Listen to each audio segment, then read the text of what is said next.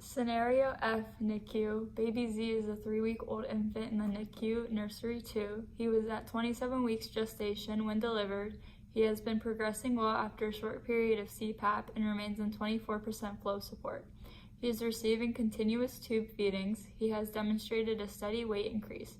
For the first time today, he has had a couple episodes of apnea. When Sue, the evening nurse, came on and did her assessment, she noticed he was tachypneic with a respiratory rate of 75. As she was documenting her assessment, baby Z had a bradycardia episode and his oxygen saturation decreased to 75. His heart rate returned to 130 with stimulation, and Sue increased the oxygen to 28%. He also had some regurgitation of formula, his muscle tone is diminished, and his coloring is molted. She listened to his breath sounds and noted that they were equal and clear. His abdomen is soft and not distended. The day nurse reported that he had slept a lot today, and his mother felt he wasn't alert as usual.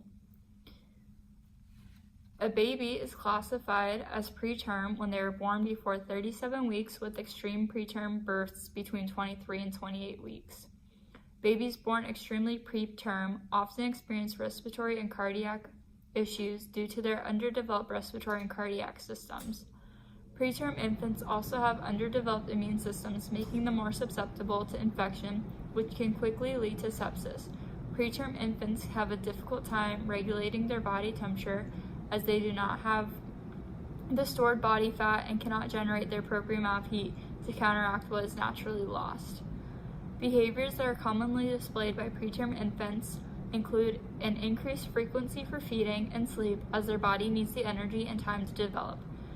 Based on our scenario, this is our simulated SPR that we have created. Ring, ring. This is Dr. Reilly. Dr. Reilly, this is Nurse Daniel in the NICU calling in regard to baby Z in room 2.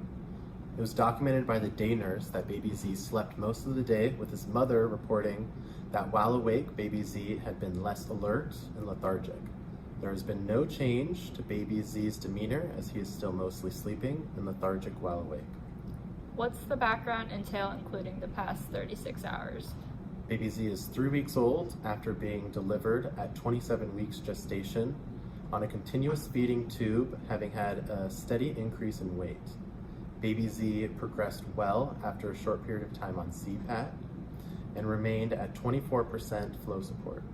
Yesterday, baby Z experienced episodes of apnea during the day, followed by tachypnea with a respiratory rate of 75, and a bradycardic episode with oxygen saturation decreasing to 75%.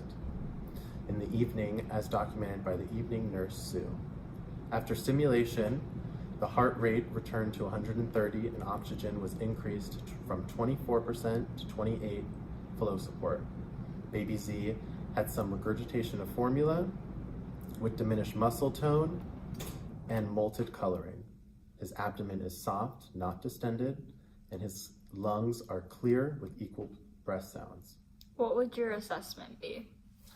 My assessment of baby Z at this time is that he has stabilized from the evening prior.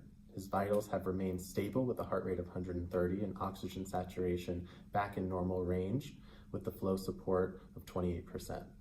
His abdomen is still soft, not distended, and he remains to have clear and equal breath sounds.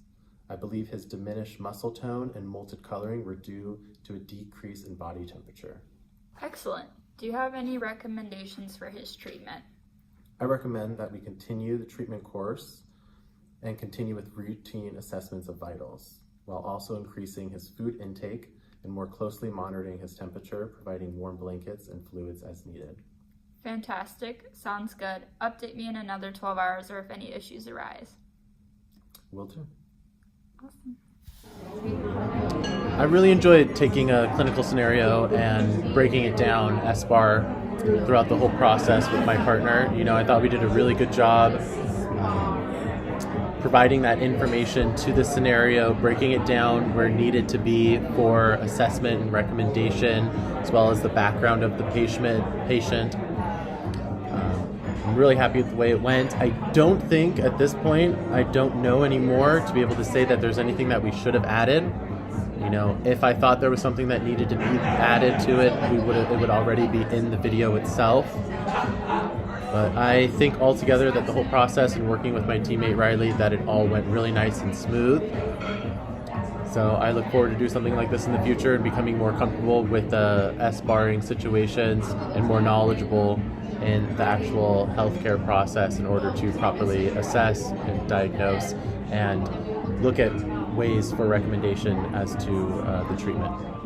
Based on the scenario we were given, I would say that it was, in a way, hard to come up with an S-bar depending on the direction that you took with the scenario. With our scenario, we actually talked to another group who ended up having the same scenario, and they took the direction that they were sue the night nurse, while my partner Daniel and I took the direction that we were the second night shift nurse. So there was the day shift nurse where the things started to happen to baby Z, then there was Sue where they all picked up, then there was the day nurse where he slept most of the day, and then we took it as we were getting a report from the next day nurse who said he was sleeping all day, and that we were continuing on the care plan based on everything that had happened. I don't, at this time, don't think that anything could have been added to our S-bar if we had taken it in the direction of we were the night nurse sued, and things that could have been like added on were more of an assessment and more of a resolution or result, or like what we're going to do, or recommendation. But other than that, I think we did really good. We did a lot of extra research on the side, which is the first part after the scenario, kind of going over preterm babies and how they function and things like that, and things that like are at risk that can be attributed to what baby Z was experiencing. For example, the episodes of apnea and bradycardia and tachypneic episodes that he was having. There isn't really anything that I didn't think we needed in our S-bar. I think we did a really good job going over it and finding additional information from the point of view that we were taking from the scenario.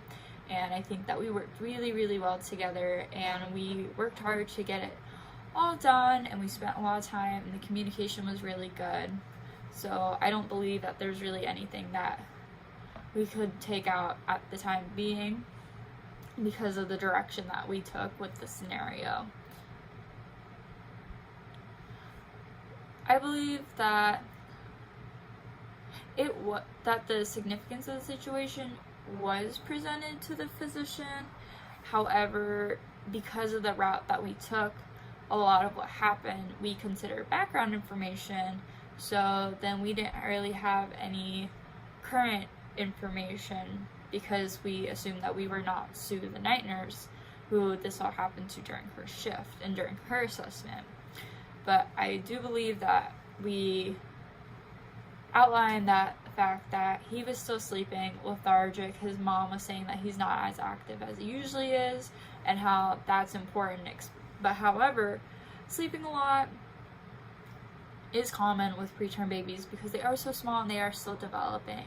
But all in all, I think we did a good job, and I really enjoyed working with Daniel, and he contributed a lot, and I really appreciated his help. Thank you.